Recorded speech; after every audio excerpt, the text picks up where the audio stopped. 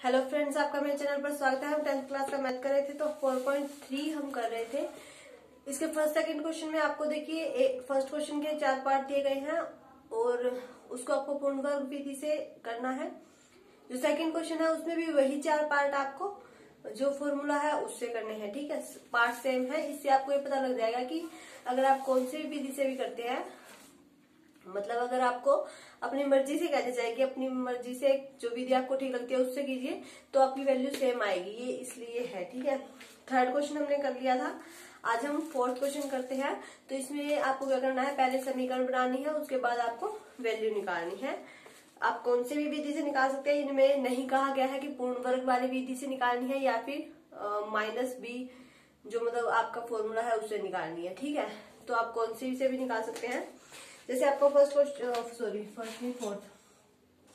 Question आपका दिया गया है कि रहमान 3 वर्ष पूर्व रहमान की आयु का व्युत्क्रम अब से 5 वर्ष पश्चात व्युत्क्रम का योग 1/3 है, तो उसकी वर्तमान आयु क्या कीजिए। देखिए, हमें पता है अगर ऐसी कोई समीकरण दी गई हो तो हम मान के क्या चलते हैं, जो हमें निकालना हो हम वही मान के चलते हैं। तो हम मान लेते हैं कि जो रहमान है,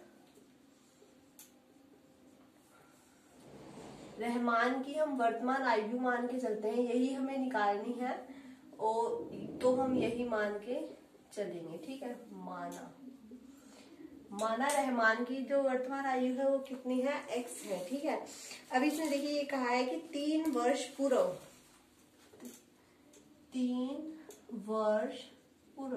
इसका किसी और के साथ कंपेयर नहीं दिया गया है बल्कि खुद की कही है कि 3 वर्ष पहले रहमान की आयु का जो व्युत्क्रम था, व्युत्क्रम आपका क्या होता है, मान लीजिए x है अगर आपकी वैल्यू, हमें इसका व्युत्क्रम करना है तो वो आपका 1/x हो जाएगा।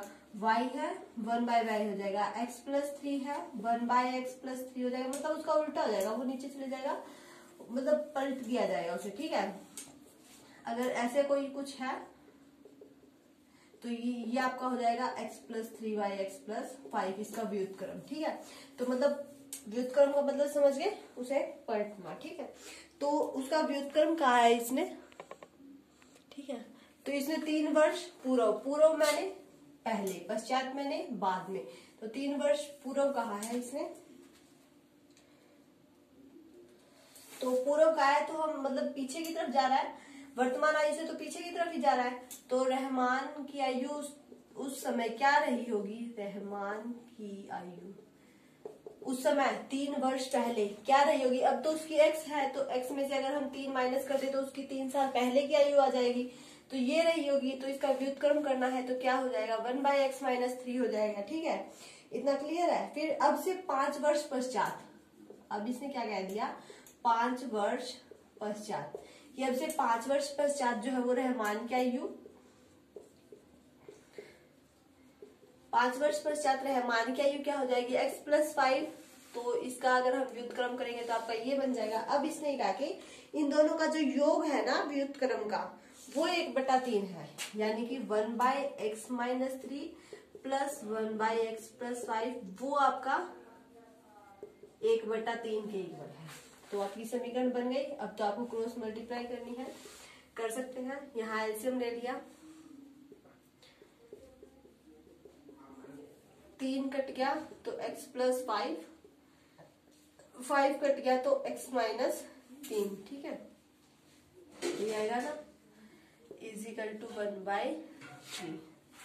तो यहाँ आपका बन गया ऊपर 2x + 2/5 में से 3 गया तो 2, इनकी मल्टीप्लाई कर दो, x² +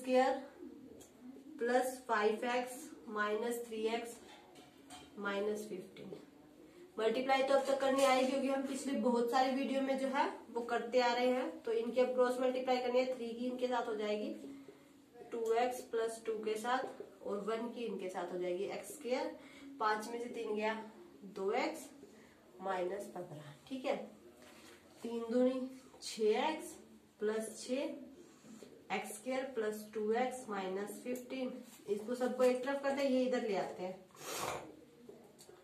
2x - 15 माइनस का 6x माइनस का 6 = 0।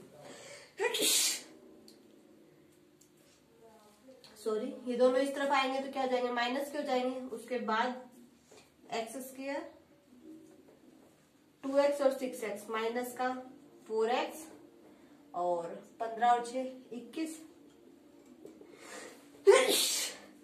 सॉरी, तो ये आपकी क्या बन गई, समीकरण बन गई, तैयार हो गई। समीकरण बनने के बाद अब हम इसे सोल्व करेंगे। वही आपकी मर्जी है, आप फॉर्मूला भी लगा सकते हैं और वैसे भी सोल्व कर सकते हैं। ठीक है, तो ये साफ कर दिया मैंने। समीकरण ये है, इसे पहले कंपेयर करेंगे। a की वैल्यू 1, b की वैल्यू -4, c की वैल्यू -21। फॉर्मूला आपका क्या होता है, -b plus minus root of b का स्क्वायर -4ac बाय 2a। तो ये फॉर्मूला तो आपको याद हो ही गया होगा। -b और माइनस का 4 है तो माइनस माइनस आपका प्लस हो जाएगा 4 रूट ऑफ b का स्क्वायर -4 का स्क्वायर -4a और c बाय 2a। a आपका 1 है। ठीक है, 4 प्लस माइनस रूट ऑफ, देखिए 4 का स्क्वायर 16 और माइनस माइनस आपका प्लस हो जाएगा 84 बाय 2। तो x की वैल्यू आपकी आ जाएगी 4 plus minus root of 100 by 2। 100 का रूट आपका 10 बन जाएगा। तो एक तो 4 प्लस 10 बाय 2 और एक 4 माइनस 10 बाय 2। तो x की वैल्यू आपकी यहां से तो आ जाएगी 7 और यहां से आ जाएगी माइनस का 3। तो जो आयु है हमारी वो नेगेटिव कभी नहीं हो सकती। तो जो मान है उसकी वर्तमान आयु आपकी क्या रहेगी, 7 वर्ष रहेगी। ठीक है, आयु कभी भी नेगेटिव नहीं होती, हमेशा पॉजिटिव ही चलती है। इतनी सी बात तो क्लियर होगी। तो 7 वर्ष आ जाएगा आपका आंसर। आई होप आपको क्वेश्चन अच्छे से क्लियर हो गया होगा। चलिए नेक्स्ट क्वेश्चन करते हैं, 5th। ये क्या कहते हैं कि क्लास टेस्ट में शेफाली के गणित और अंग्रेजी में प्राप्त किए गए अंकों का योग 30 है। यदि उसको गणित में 2 अंक अधिक और अंग्रेजी में 3 अंक कम मिले तो उनके अंकों का गुणनफल 210 होता है। तो दोनों विषय में प्राप्त किए गए अंक हमें बताने हैं। तो पहले दोनों विषयों के अंक हमें मानने पड़ेंगे, तभी हम उनकी वैल्यू बता सकते हैं। तो हमने माना गणित में प्राप्त अंक तो x है और अंग्रेजी में प्राप्त अंक आपके y है। ये दोनों मान लिए, जो निकालना है वो हमें मान के चलना है। ये मैं आपको बहुत टाइम से बता रही हूँ। तो देखिए फर्स्ट लाइन ध्यान से पढ़िए, इसने क्या कहा है, एक क्लास टेस्ट में शेफाली के गणित और अंग्रेजी में प्राप्त किए गए अंक और उनका जो योग है वो 30 है। गणित में अगर उसने x लिए और y लिए प्लस y लिए तो इन दोनों का जो योग है वो मिलकर 30 बना है। तो ये आपकी इक्वेशन बन गई फर्स्ट लाइन से। नेक्स्ट लाइन क्या कहती है, उसको गणित में 2 अंक अधिक मिले। गणित में कितने थे, x, 2 अंक अधिक मिल गए। फिर इसने कहा कि अंग्रेजी में 3 अंक कम मिले तो y -3। ठीक है, फिर ये कह रही है कि तो उनका गुणनफल कहा है, इसमें योग नहीं कहा है, सब्ट्रैक्शन नहीं कहा, गुणनफल कहा है यानी कि गुणा। तो उनका कितना आता है, 210 आता है। तब हमें क्या करना है, वे नंबर्स हमें बताने हैं। तो पहले ये इक्वेशन सोल्व कर देते हैं अच्छे से। इसकी मल्टीप्लाई इसके साथ, पूरे के साथ ही करनी है। ठीक है, 2 की मल्टीप्लाई y माइनस, ठीक है, मल्टीप्लाई कर रहे हैं। Solve xy -3x 2y -3 is equal to 2 3 अच्छी होता है। ठीक है, -3x 2y -6 -3x 2y equal to 0। Equation बन गई। अब इसे आप सोल्व कर सकते हैं। देखिए यहाँ से हम x या y में से किसी भी एक की वैल्यू निकाल सकते हैं। हमने यहाँ से x की वैल्यू निकाल ली 30 माइनस वाई। ये x की वैल्यू हम यहाँ पुट कर देते हैं 30 minus y, y -3 into 30 minus y plus 2, ये तो y है माइनस। ठीक है, इनके अंदर मल्टीप्लाई कर दो 30y माइनस का y स्क्वायर माइनस का 90 प्लस का 3y माइनस माइनस आपका प्लस होता है प्लस का 2y। ठीक है, तो ये माइनस का y स्क्वायर 30y और प्लस का 35y और 216 और 90 306 माइनस b। वाई स्क्वायर का कोफिशिएंट हमें प्लस का करना है तो माइनस कॉमन निकाल लेते हैं, तो वाई स्क्वायर ये माइनस का हो जाएगा, ये आपका प्लस का हो जाएगा, इजिकल टू 0। तो आपकी इक्वेशन ये बनकर तैयार हो गई। थर्ड, इसको हम सॉल्व करते हैं तो यहाँ से हमारी y की वैल्यू आ जाएगी। ठीक है, तो इसको हम सोल्व करते हैं। वही y की वैल्यू निकालने की थी minus B plus minus root of B square minus 4ac।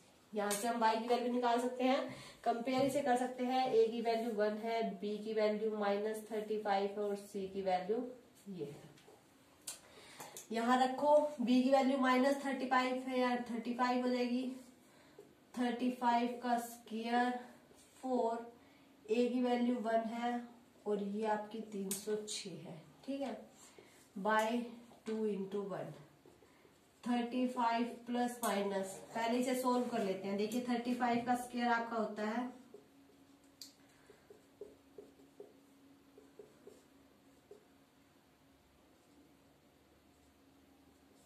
1225। ठीक है, और 306 की जब हम 4 के साथ मल्टीप्लाई करते हैं